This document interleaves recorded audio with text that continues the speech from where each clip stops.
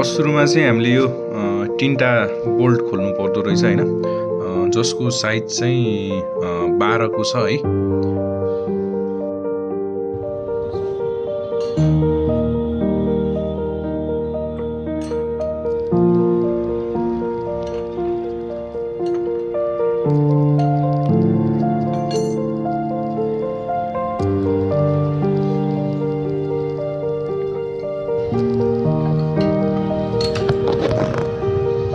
अगाडिको नटलाई पछाडि सार्ने नट छैन।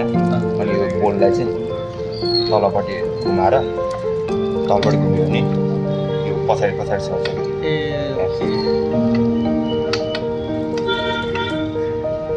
लाइन हेर्नु नि त, अब कति 1 2 3 दादी छैन, 3 दादी छ। अब लाइन चाहिँ कति 1 2 3 लाइनको पछाडि छ भनौँ न, 3 लाइनको पछाडि छ। 3 दादीको 1 2 3 लाइनको पछाडि।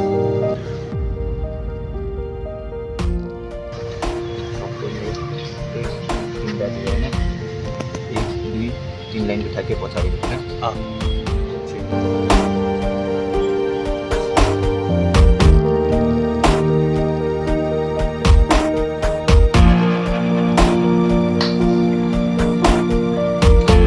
त्यो पछाडि साइड टाइट हुँदै जान्छ हो।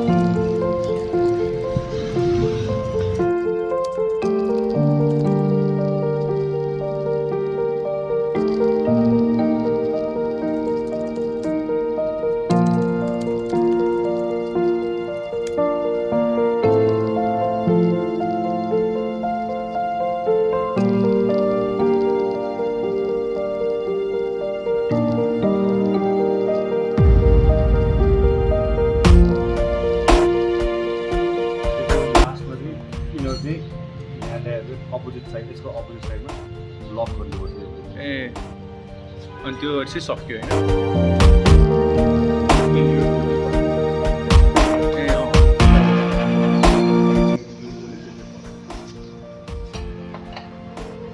त्यो 3टा नट बस्ने भयो हैन, त्यो यसरी बस्छ। यो लुज गरेन भने यो सर्दैन। लुज गरेन भने सर्दैन नि त। यो बोल्ट हेर्नु, यो नामसँग यहाँ जोड्ने। अब यो एक्सलसँग अट्याच छ नि त, यो एक्सल सर्नुलाई त्यो लुज गर्नु पऱ्यो नि त। एक्सल सरेर त यो चेन टाइट हुन्छ।